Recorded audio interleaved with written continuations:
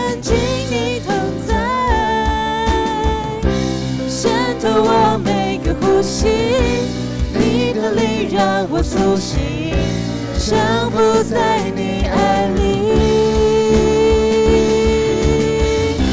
渗透我每个呼吸，你的灵让我苏醒，降服在你爱里，渗透我每个呼吸，你的灵让我苏醒，降服在你爱里。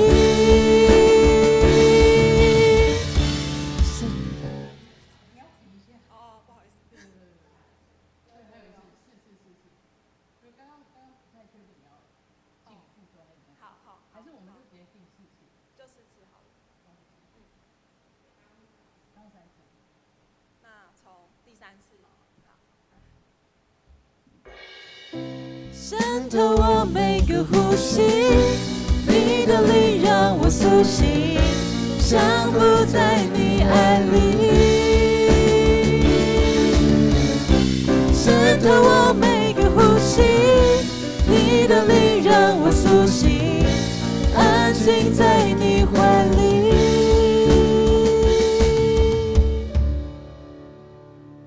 怎么配得你的爱？我像是尘埃，你竟然用心灌溉，永远都不想离开。对你的依赖，只想沉浸在你的同在。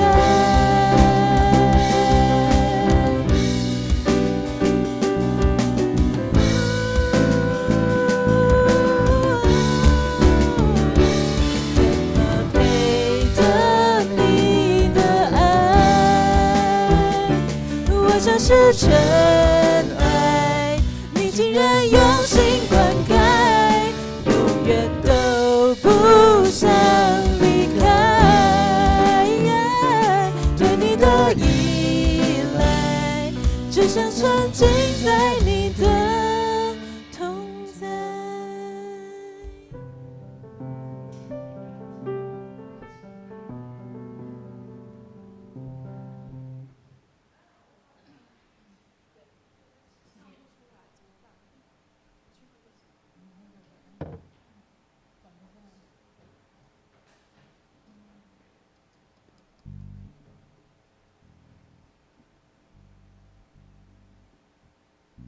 第三。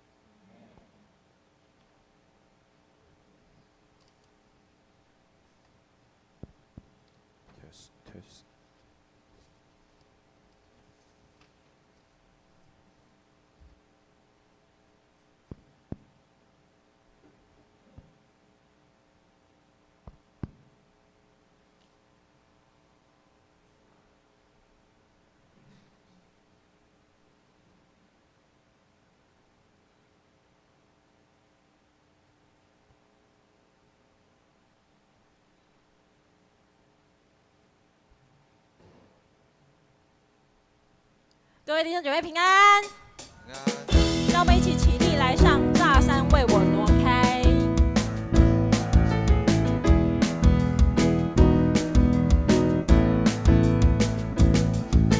虽然道路崎岖，困难险阻，但我心中知道，你一直都在。不能明白为何担此重担，但我始终相信你一直牵着我。大山为我挪开，大海有路出来，我要大声宣告，耶稣，你一直都在。你手上的钉痕彰显十架的爱，我要大声宣告，耶稣，你一直都在。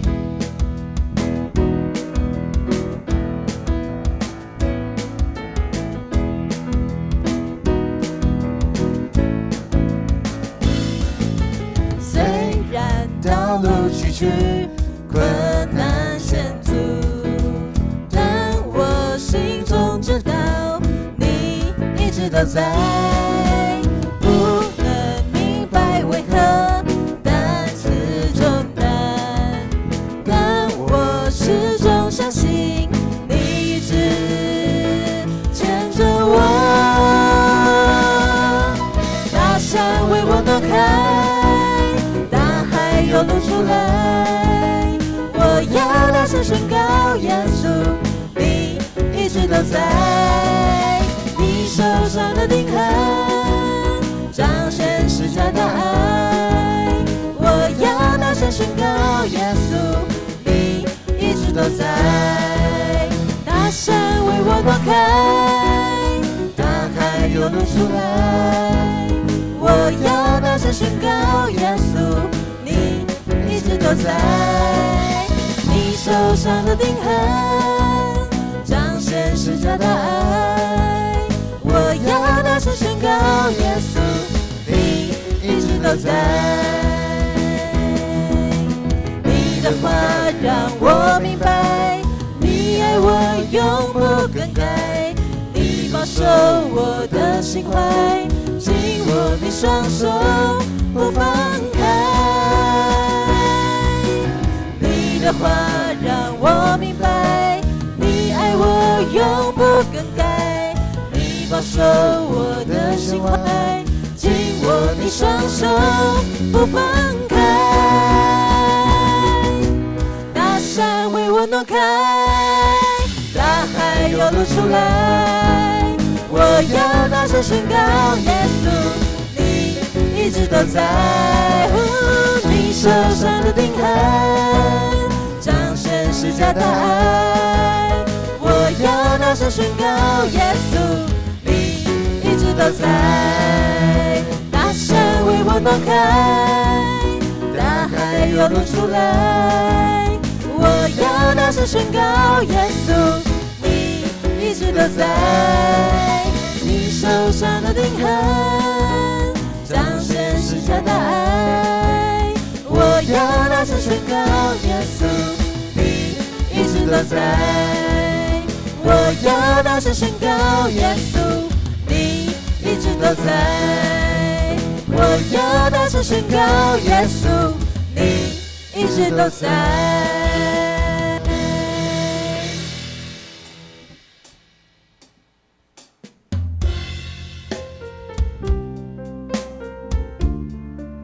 在主的爱里，我们得着全新的生命，我们是他的儿女，也期盼进入他的国。放下一切忧伤和羞愧，放下一切痛苦和沉泪，主我来到你施恩座前。放下一切忧伤和羞愧，放下一切重担和忧虑，紧紧抓住你唯一的主。盼望在与你恩典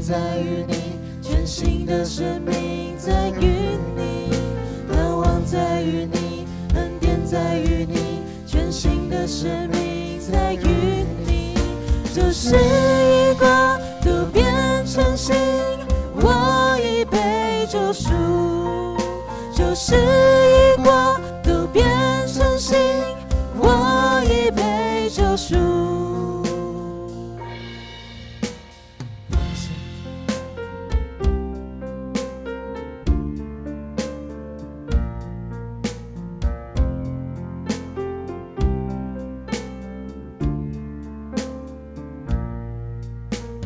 放下一切忧伤和羞愧，放下一切痛苦和沉泪，主我来到你施恩座前，放下一切忧伤和痛悔，放下一切重担和忧虑，紧紧抓住你唯一的主，盼望在于你，恩典在于你，全新的生命在于你，盼望在于你，恩典在于你，全新的生命在于你。就是一过都变成新，我已被救赎。就是一过都变成新，我已被救赎。就是一过都变成新，我已被救赎。就是一过都变成新，我已被救赎。我们一起来宣告：是一过都变成新，我已被救赎。就是一过都变成新，我已被救赎。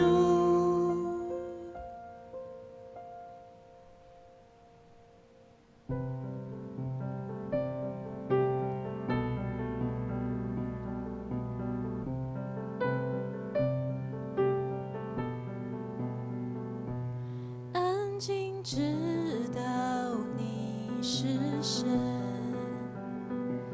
以马内利，你在这，一直都因你伤痕，你的爱极深，活着只因你恩典，真全因你的破碎，就算是沧海桑田，你的心不变，怎么配得你的爱？我像是尘埃，你竟然用心灌溉，永远都不想离开。对你的依赖，只想沉浸在你的同在。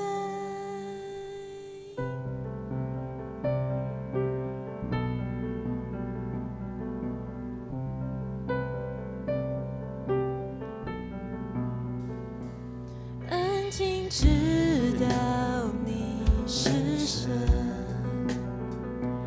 以马内利，你在这，一直都因你伤痕，你的爱极深，活着只因你恩典，真全因你的破碎，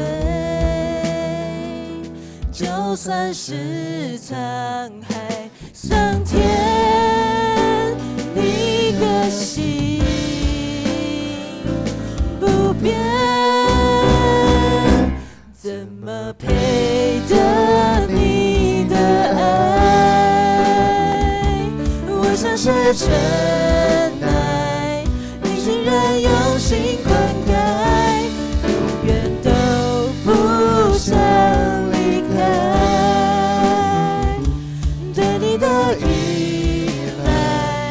只想沉浸你同在，渗透我每个呼吸，你的灵让我苏醒，降服在你爱里，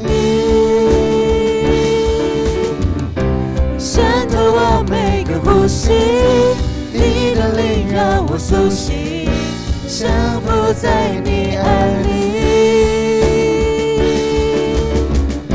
渗透我每个呼吸，你的灵让我苏醒，降服在你爱里。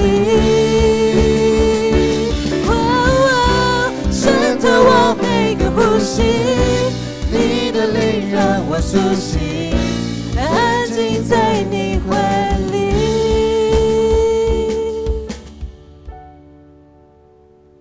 怎么配得你的爱？我像是尘埃，你竟然用心灌溉，永远都不想离开。对你的依赖，只想沉浸在你的同在。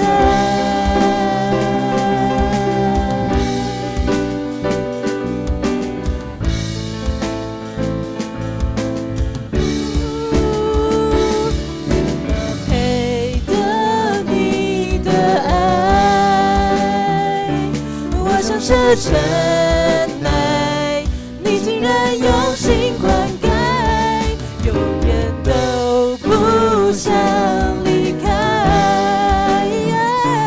对你的依赖，只想沉浸在你的同在。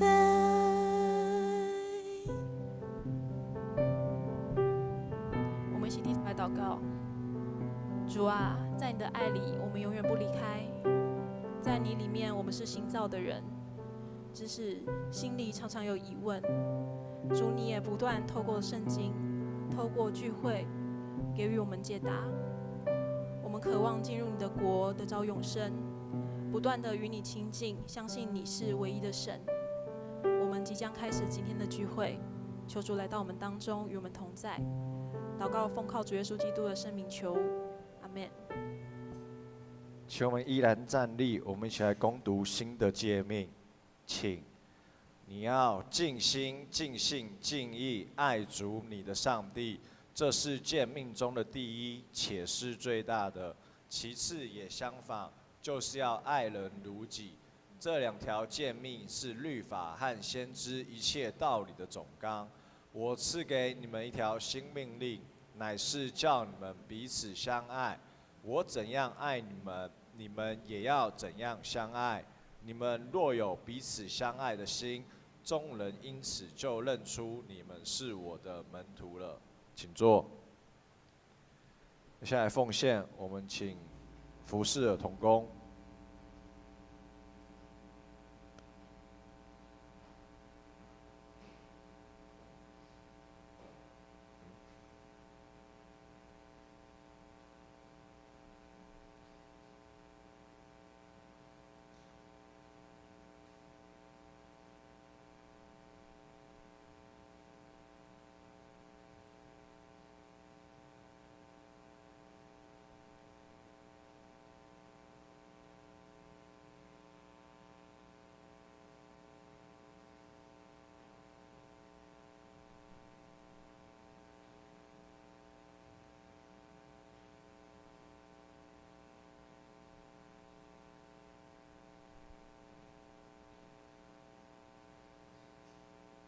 我们一起来做奉献祷告。主啊，再次感谢你引领我们到你的殿里来。主，感谢你拣选我们成为你的儿女，让我们在这一生中都要来追随你。主，你用无比的爱赐给我们，我们这一生时时刻刻都要仰望你。这时，我们也将奉献的金钱作为圣工之用。我们也用你教导我们的主导文来祷告说：我们在天上的父，愿人都尊你的名为圣。愿你的国降临，愿你的旨意行在地上，如同行在天上。我们日用的饮食，今日赐给我们，免我们的债，如同我们免了人的债，不叫我们遇见试探，救我们脱离凶恶。因为国度、权柄、荣耀，全是你的，直到永远。阿们。报告。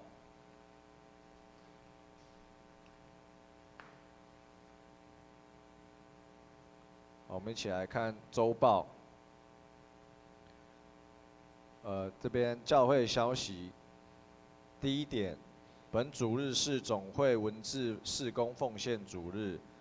我们这边感谢景美教会李信一牧师，待会会为我们来做分享。那一节牧师和李牧师今天是交换讲台，请为文字事工的需要关心奉献。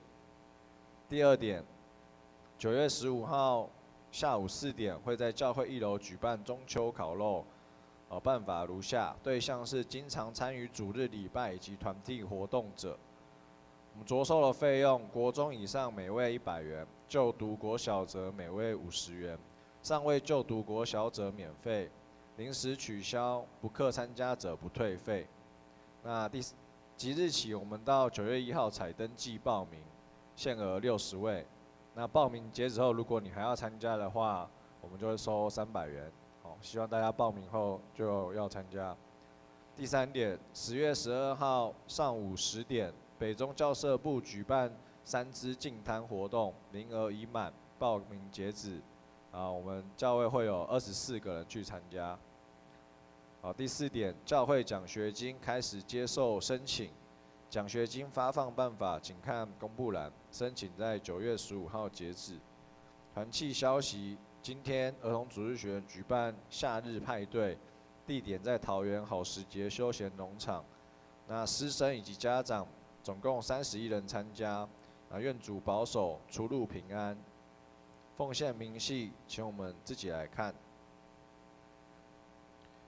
接下来，今日的经文，圣经记载在约翰福音3章1到15节。我来念。有一个法利赛人名叫尼哥德慕，是犹太人的官。这人夜里来见耶稣，说：“拉比，我们知道你是由神那来做师傅的，因为你所行的神迹，若没有神同在，无人能行。”耶稣回答说：“我实实在在的告诉你，人若不重生，就不能见神的国。”尼哥德慕说：“人已经老了，如何能重生呢？岂能再进母腹生出来吗？”耶稣说：“我实实在在的告诉你，人若不是从水和圣灵生的，就不能进神的国。从肉身生的就是肉身，从灵生的就是灵。我说你们必须重生，你不要以为稀奇。风随着意思吹，你听见风的声响，却不晓得从哪里来，往哪里去。凡从圣灵生的也是如此。”尼哥德慕问他说：“怎能有这事呢？”耶稣回答说：“你是以色列人的先生，还不明白这事吗？我实实在在的告诉你，我们所说的是我们知道的，我们所见证的是我们见过的，你们却不领受我们的见证。我对你们说地上的事，你们尚且不信；如果说天上的事，如何能信呢？除了从天降下，人就在天的人子，没有人升过天。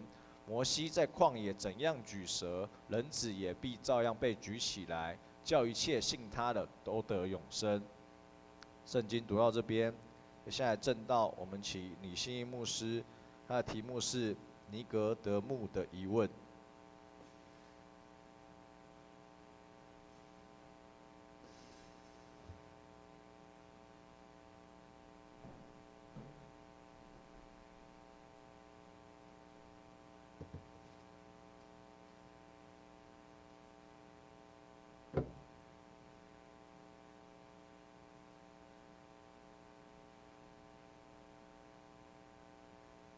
大家平安。我们先一起来祷告。天父上帝，在你面前，我们同心聚集，为要从你的话语当中得到帮助，恳求你的圣灵在我们当中扶持跟带领，也赐给我们智慧，使我们明白主你的话语。在我们生活中，我们也可以从你的话语里面得到造就，让我们成为主你所喜悦的，也在我们生活当中所行所讲，合乎主你的旨意，得到主你的喜悦。求主带领我们下面的时间，祷告奉耶稣基督的名求，阿们。今天是文字事工纪念主日，那这个主日是要让我们一起来关心我们的文字事工。文字事工其实很广吼，我们长老教会有出了很多的刊物，其实都是属于文字事工的一种，包括我们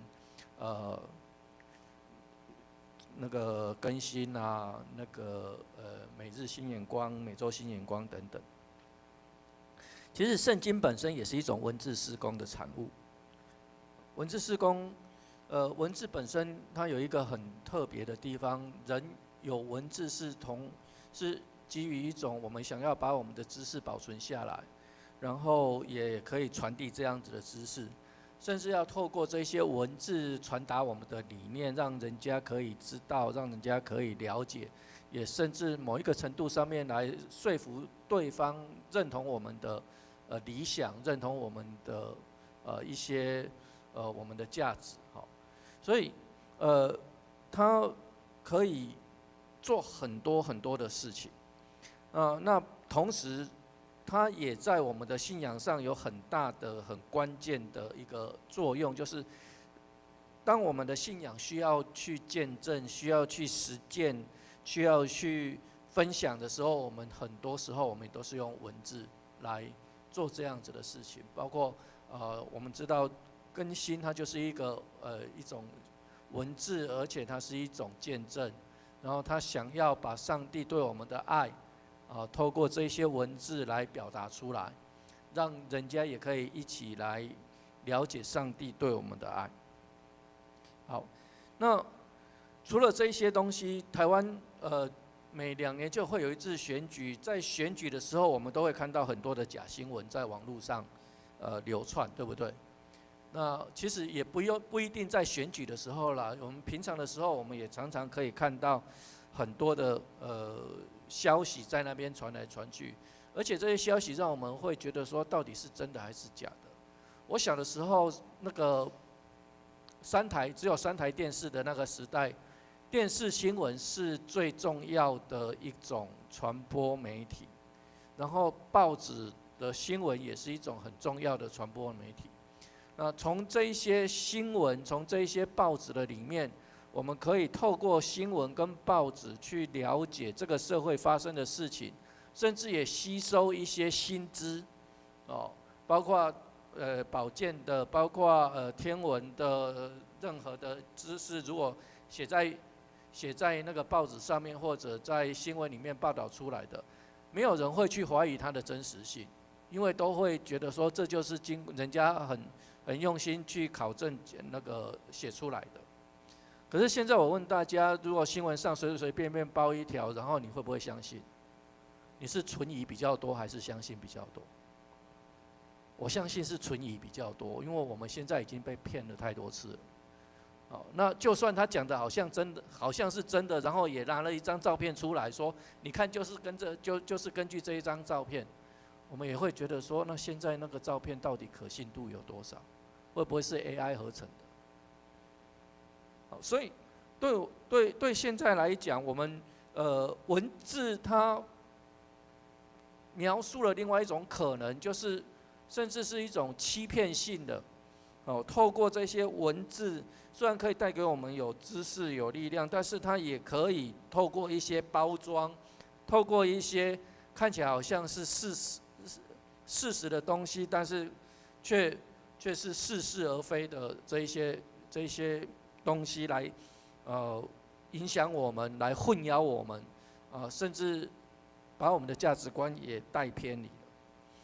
所以，包括今天牧师在这边跟大家做这样子的分享，其实也在做一种文字事工。大家手上的周报也是，公布栏上面在报告的那一些，消息啊、活动啊、营会啊，也是一种文字事工。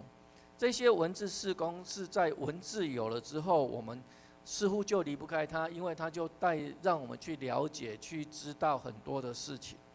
所以文字的事工真的很重要。对基督徒来说，文字事工告诉我们上帝的价值观。这个部分就是透过文字来教导我们什么是真理。我们要关心我们的文字事工，正是因为这个可以让我们通过文字来学习信仰、学习真理，甚至用文字来教导我们如何去分辨这个世界许多的假信息。当我们对信仰有足够的认识的时候，我们可以透过我们的信仰去分辨说这一条消息到底应不应该相信，这个有没有合乎上帝的真理，有没有是取悦上帝的，是不是我们应该要真的去遵守的？我们要有一些智慧来判断。那些智慧的学习，都是透过我们的文字，透过我们的知识。所以弟兄姐妹，其实对一个基督徒来讲，读圣经很重要。大家都会说我们基督徒应该读圣经，但是为什么要读圣经？读圣经为什么很重要？是在这个地方，只有读了圣经之后，我们才能够明白上帝的价值观在哪里。只有读了圣经之后，你才知道原来上帝喜欢我们这么做，不喜欢我们那么做。我们如果都没有读圣经的话，我们怎么会去说这个就是上帝的喜悦的事情？那个就是上帝不喜悦的事情。你说牧师，我有主日听牧师讲道啊，对，牧师讲道没有错，但是牧师会不会从圣经里面经过牧师自己的诠释，牧师觉得这个是上帝喜悦的事情，可是牧师自己却出现了一些偏差，有没有可能？有可能啊。所以并不是说我们有来好像在礼拜天做了礼拜，然后听牧师讲道之后，我们所学到的就是纯粹的真理，没有。我们有可能吸收到的是经过诠释之后牧师的想法。很多时候我有时候会听到有人在想说我对读圣经的时候不懂，然后去问牧师，牧师就跟我讲一句话说你不要问了，顺服就好了，是不是从圣经里面来的？也有一点点圣经的根据，对不对？可是不要问了，顺服就好了，那顺服谁啊？牧师还是上帝？该顺服的是牧师还是上帝？牧师在这边讲拆自己的台，我把这一些讲一讲以后，你们不要跟牧师讲说牧师那个李牧师这样讲要拆你的台。所以其实你知道为什么牧师在这个地方鼓励大家，你真的要好好的去读圣经。我在我们教会里面跟我们弟兄姐妹分享的都是要跟他们提说你可以跟着每日新眼光去读。然后我在教会里面的讲道，其实也是照着每日新眼光的进度在走，让弟兄姐妹可以跟着牧师的讲道，跟着新眼光，跟着圣经这样子走。你知道我们教会已经读过2次的圣经了吗？从头到尾读过2次的圣经，就是跟着新眼光就是跟着新眼光。好，今天我们要从这边来透过尼哥德慕的故事，一起来学习圣经的教导。对尼哥德慕这个人的故事，我相信在教会时间比较久一点，或者你是从主日学里面长大的青年，你应该是很清楚尼哥德慕这一个人，至少你有听过他这个名字嘛？因为我小时候主日学讲到这个时候，我都很喜欢笑。闽南也叫做尼哥底母嘛，然后就想说尼哥底母，然后就跟猪就混在一起了。那个是小时候就觉得很有意思，所以这个名字记得很清楚。好，尼哥德慕这一个人，我们稍微对他一些背景稍微了解一下。他的意思是征服者，他的原文的意思就是征服者。那这一个人他的身份有几个特殊的身份。第一个，他是犹太人，他当然是犹太人，因为他是法利赛人嘛。犹太人，法利赛人是犹太人当中的一种身份。好，他是犹太人，他是法利赛人，他是犹太人的官，对不对？我们刚刚有读到。那犹太人的官是什么？其实他是一种公会，犹太公会的成员。是犹太公会的成员。然后呢，其实他有一点年纪。第4节他有讲到说他是一个老了，可能是老人哈。他有一点年纪了，至少他有一点年纪。然后他是一个有钱人，这个在这一段的经文里面没有。约翰福音第19章39节，他提到说尼哥德慕他有能力提供大量的香料，那可以提供大量香料的人，应该是一个有钱的人。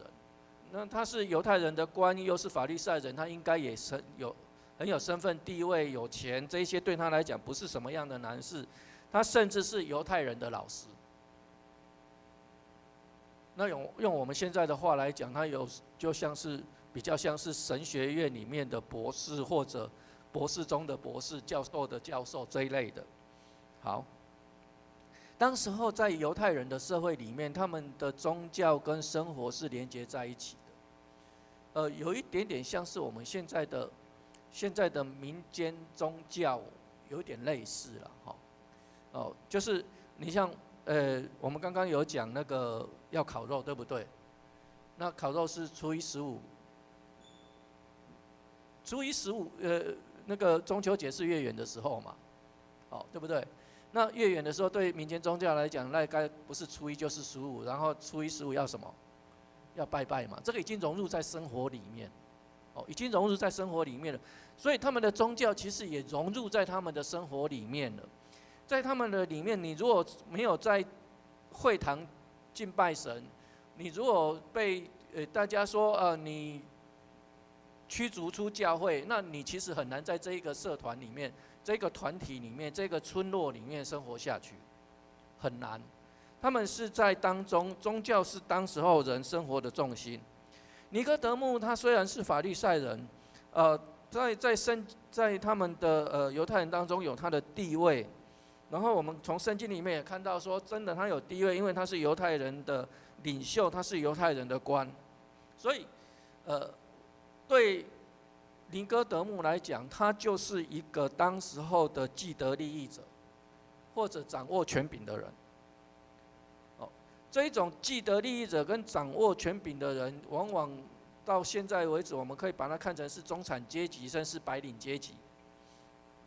但是这不是代表说他没有努力，或者他坐享其成，他应该也是在社会里面，他经过很多的奋斗的，才可以达到这个地位。因为你想一想在当时候受教育其实是不容易的一件事情。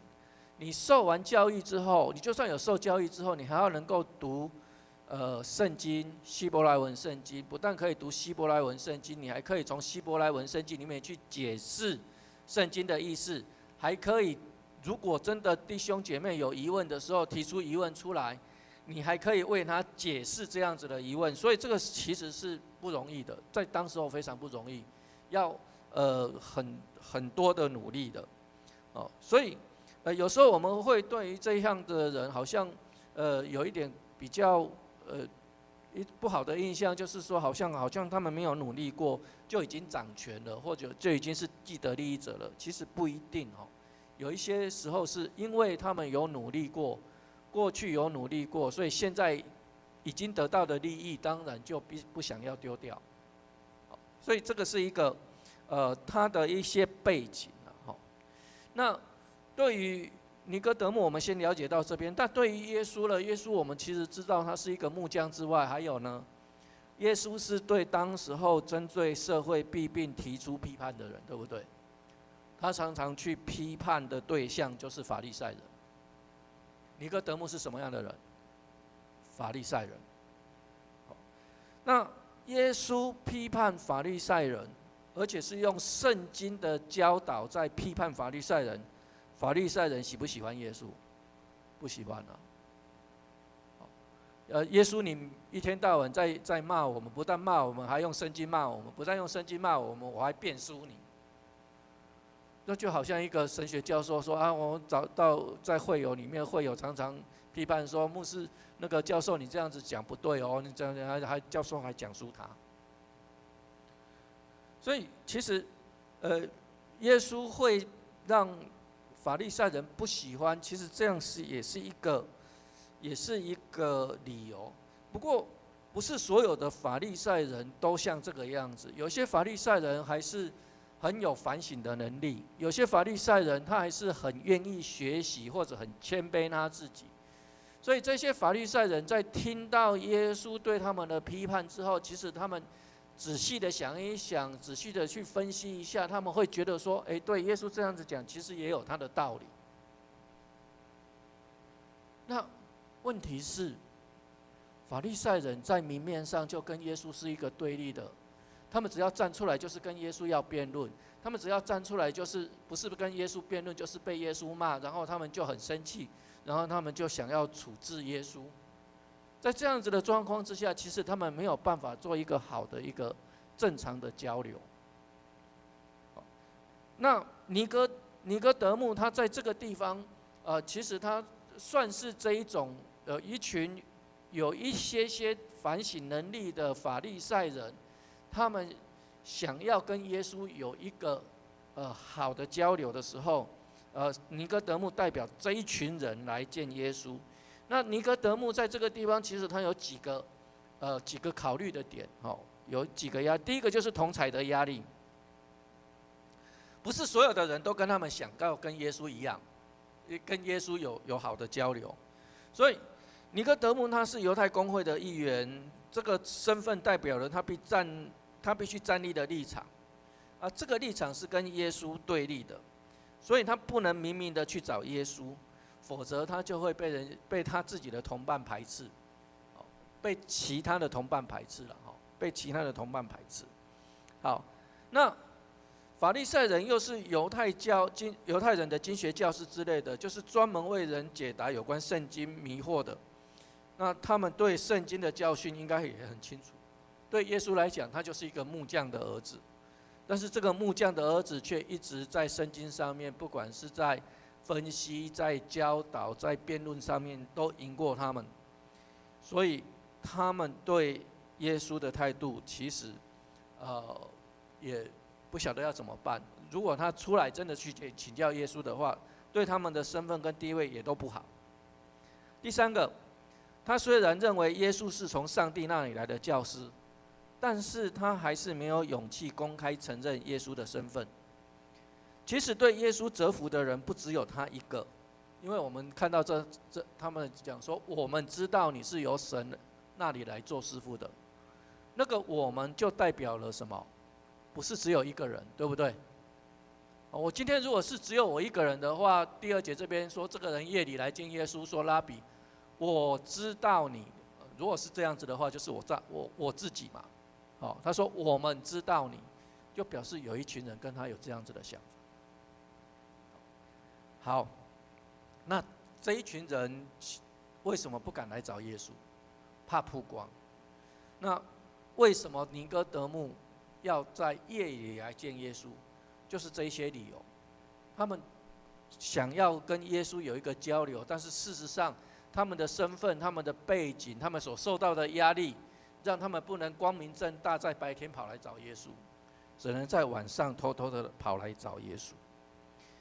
尼哥德慕相信耶稣是上帝派来的做师傅的先生或者教师，那表示他有稍微去研究过耶稣的这一些神迹，知道说这些神迹并不是哗众取宠，这个是真真实实的神迹。法利赛人甚至到一个程度，就是跟耶稣对立到一个程度，耶稣的神迹他们就否认，而且说这个是靠着鬼王赶鬼，不是吗？耶稣是靠着鬼王赶鬼的，不是吗？这是法利赛人面对耶稣的态度。但是我们看尼哥德慕在这个地方，他来到耶稣的面前的时候，他真的有去做一些考究，真的有去做一些了解，所以他知道这个你所行的神迹，若没有神同在，没有人能做得到。这个是他们做学问的态度。我觉得这种态度也是我们应该学的，就是事实就是事实，承认就应该要承认。那如果自己不够，那就再学习就好了。教学相长，教学本来就是相长。好，尼哥德慕来找耶稣有一个任务，他是来确定一个答案，就是这个答案是他是不是上帝派来的。因为这个很重要，这牵涉到往后他们对耶稣的一个态度。耶稣如果是上帝，耶和华上帝派来的，他们所相信的耶和华，那他们对耶稣的态度就不应该是这样子的态度。我不知道我们如果是在这个环境的里面，或者我们在他们的里面当中，你会不会想要再进一步的去了解耶稣是不是真的是上帝派来的？我们现在很确定，因为我们确定说我们现在坐在这里，因为我们确定说我们现在是基督徒。但是对当时候的人来说，耶稣还没有死而复活，他只是感觉上就是一个木匠的儿子。这个木匠的儿子自夸自负到一个程度，说我是上帝的儿子，我是上帝派来的。如果是这样子，我们在外面走遇到一个人，他突然之间跟我们讲说我是上帝派来的，我是上帝的儿子，你会怎么样？是我的话，我就笑他，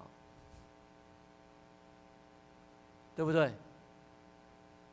现在我们会确定耶稣，是因为耶稣真的已经从死里复活了。我们是从站在这一个角度往回看的时候，我们觉得这个问题好像不是问题，但事实上对他们来讲，这个问题是很大的问题。他们要很确定耶稣是不是真的是上帝的儿子，是上帝派来的。只是尼哥底母大概没有想到这个问题好像还没有得到答案，他就得到另外一个更重要的答案。因为耶稣没有在这个世上很明白的回答他是或不是，但是他跟我们讲另外一件事情，跟尼哥德慕讲另外一件事情，就是耶稣跟他谈重生的问题。耶稣跟他谈重生的问题。好，重生怎么样去看，怎么样去定义这一件事情？当代神学词典里面有提到他说重生或者新的生命重生或新生，是指神的灵在人内心里面进行的更新工作，是人成为基督徒时所发生的改变。这种新生命的历史基础，乃是耶稣基督来到世间，并且带人死在十字架上，人因着相信基督而接受罪得赦免的恩典，得以重生，并且以信望爱为这种生命的标记。这是当代神学词典里面所提到的。换句话来讲，当代神学词典在定义这个重生的时候，也是站在耶稣已经死而复活的角度上面在讲这件事情。所以我们就知道，耶稣的死跟复活对我们来讲是非常非常重要的事情。好，圣经本身对重生的教导包括下面几点。第一个，它不是人努力的成果，不是说我靠着我的能力、我的毅力、我的才能，我就可以去重生的，不是。那是神的灵具创造力的工作。它是神的灵所具创造力的工作。第二个是，它是一次就永远有效的事件。第三个，就它是神真实介入人生命的一种行动。第三个，它是包括加入神的家庭的阶段，重生的人成了神的儿女，也是神儿女团契的一份子。好，在这一段的文字里面，他其实跟我们讲一件事情，就是一个人的新生命，其实不是靠个人的毅力完成的，是上帝圣灵参与在人的生命里面的结果，而且这个是一次就有效的，是有效的。然后它包括了要加入这个教会的生活，神的家庭，教会的生活，而不是自己一个人说我就是基督徒，然后就跟没有就没了。用一个比较简单的例子来形容，就是我们知道那个吸毒的人没有办法靠自己的毅力去完成戒毒，对不对？哦，很多人不相信，然后自己吸下去之后就完蛋了。但是要怎么样离开这一个吸毒的过程？许多人靠着是圣灵的帮助，是圣灵的帮助。所以，在这个里面，他所提到的就是，它不是人努力的成果，是圣灵的帮助，上帝的灵介入人的生命，然后产生的一个改变。这一个人从吸毒变成是一个不需要吸毒的人，重新得到一个新的生命。我们说这个就是什么？新的生命重生嘛。这个不用教会里面讲，外面的人他们也可以了解这样子的概念。但是在教会里面还有一个很重要的，就是当我们重生之后，当我们得到这个新生命之后，它还要包含加入神的家庭的阶段。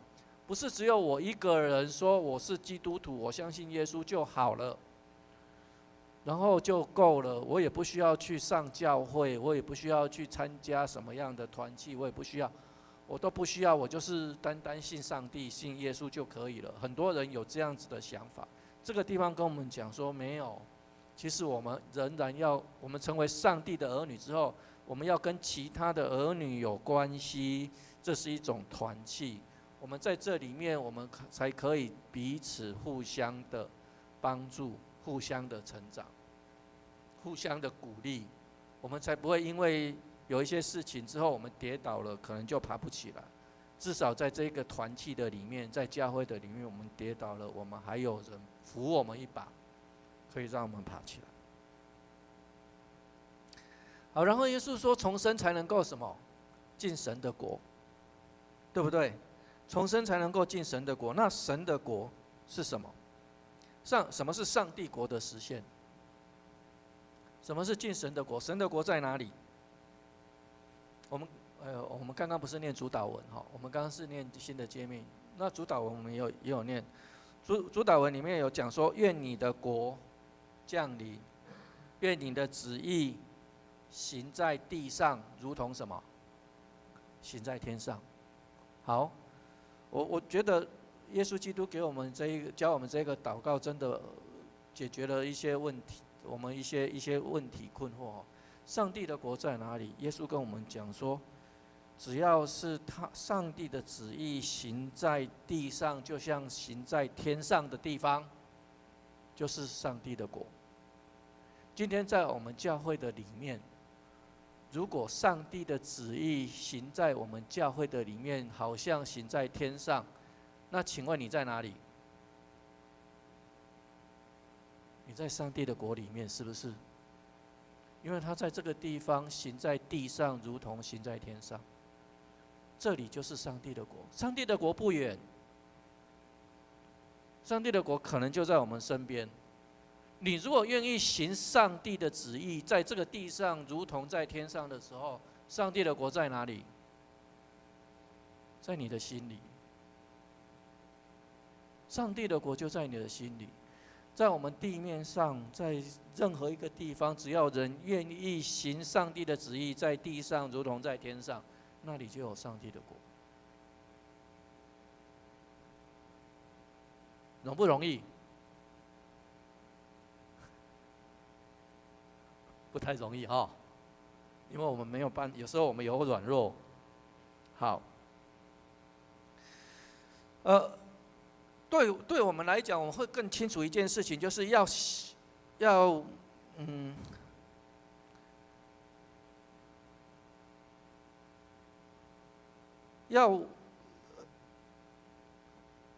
上帝的国的意义是要我们过一种生活了哈。上帝的国的意义要我们过一种生活，就是自愿将一切顺服在上帝的旨意的下面。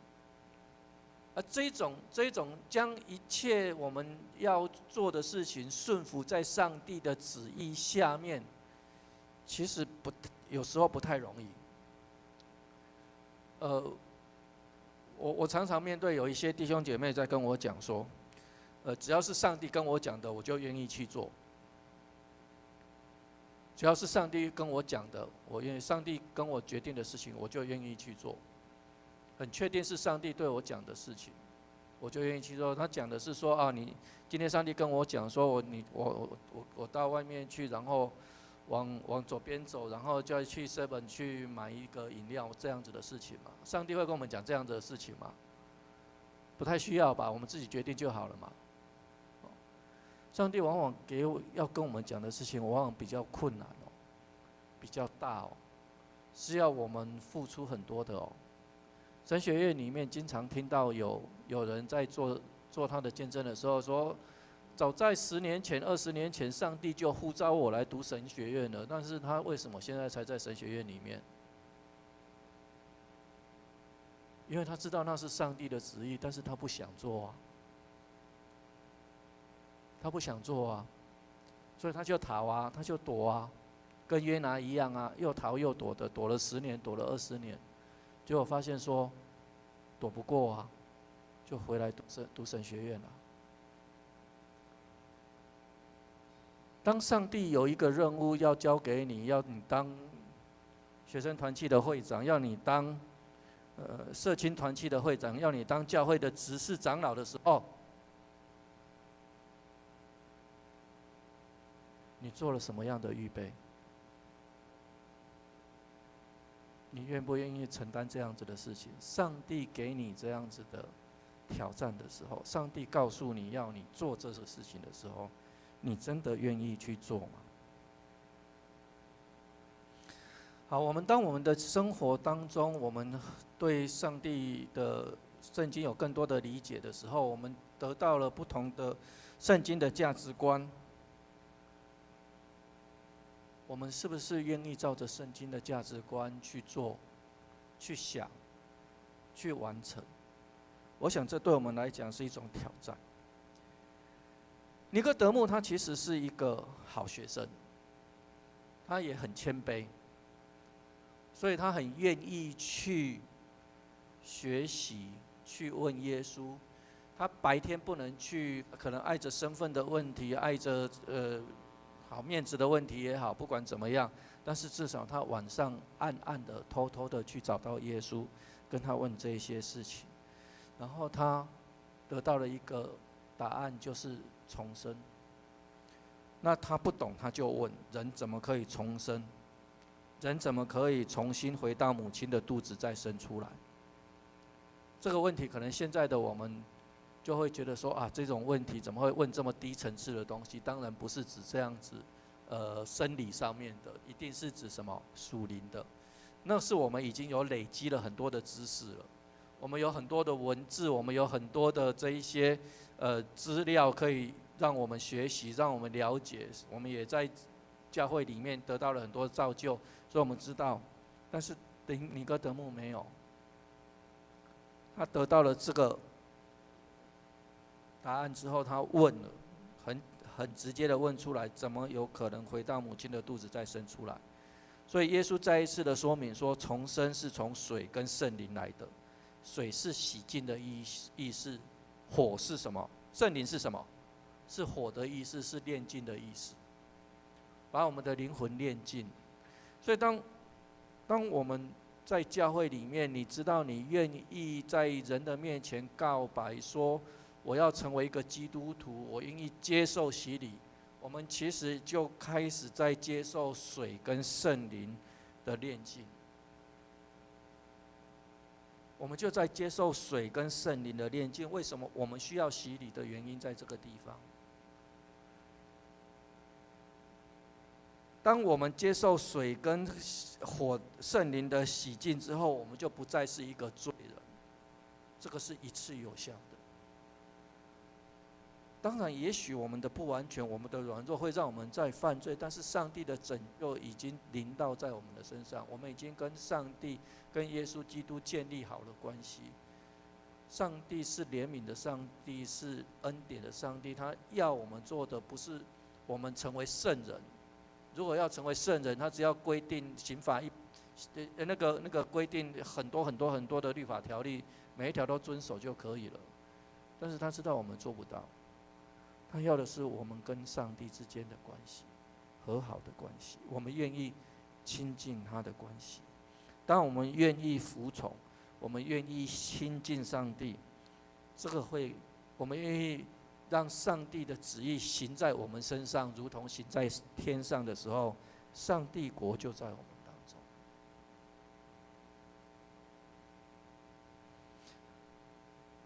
我想不知道每一个弟兄姐妹应该可以了解这一个部分，也希望说，通过尼哥德慕他在跟耶稣的这一些的对话里面，我们也可以一同来学习这一些比较基本我们属灵的意义，也希望我们每一个人可以从这里面得到帮助。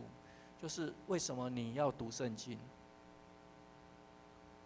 因为我们就是要了解上帝的话，上帝的旨意。为什么我们要在教会里面要一起来做礼拜，要一起来聚会？因为我们就是在这个团契的里面，我们就是上帝的儿女。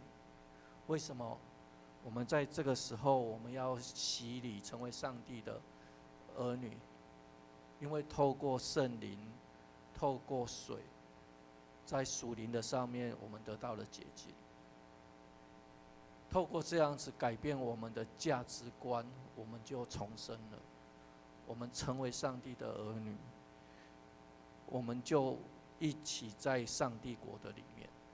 求上帝帮助我们，让我们在这上面有更清楚的了解，也更明白这一些属灵的意义，也更可以让我们在信仰上面有更好的追求。一起来祷告。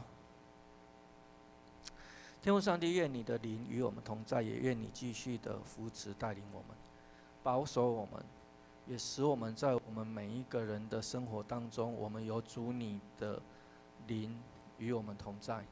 我们的在圣灵的感动下面，我们真的是成为你真实的儿女，在你的国度里面一起有份在你的国度里面。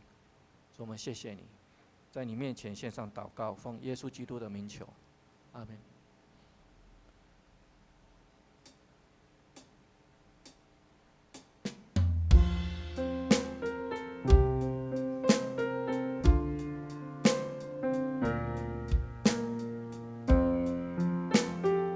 起立来唱回应诗。放下一切忧伤和羞愧，放下一切痛苦和沉泪，主我来到你施恩座前，放下一切忧伤和痛悔，放下一切重担和忧虑，紧紧抓住你唯一的主。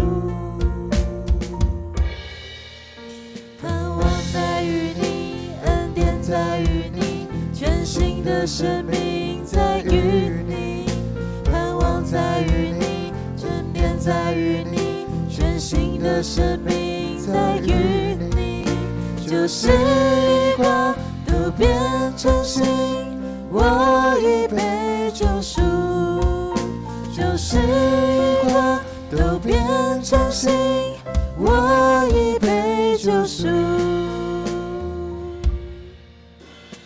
放下一切忧伤和羞愧，放下一切痛苦和沉泪，主我来到你施恩座前，放下一切重任和忧悔，放下一切重担和忧虑，紧紧抓住你唯一的主。在于你，恩典在于你，全新的生命在于你，盼望在于你，恩典在于你，全新的生命在于你，旧事已过，都变成新，我已被救赎，旧事已过，都变成新，我已被救赎，旧事已过，都变成新，救赎，旧事已过，都变成新，我已被救赎。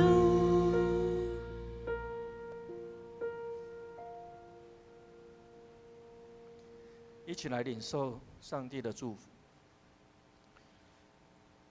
愿上帝所赐出人意外的平安，在基督耶稣里保守你们的心怀意念，并愿全能的上帝、父、子、圣灵的恩典在你们之中常与你们同在，从今时直到永永远远。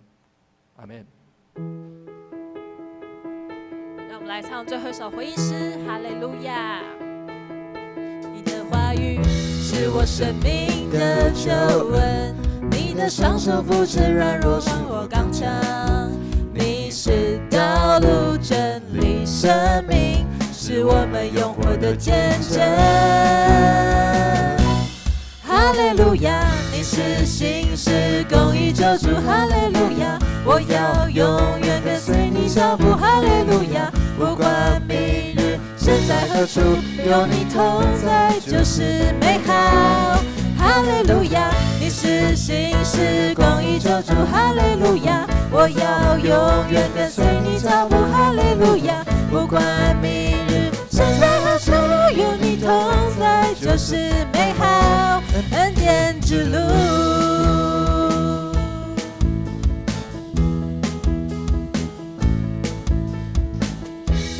2堂礼拜到这边结束，大家可以互相请安，楼下有爱。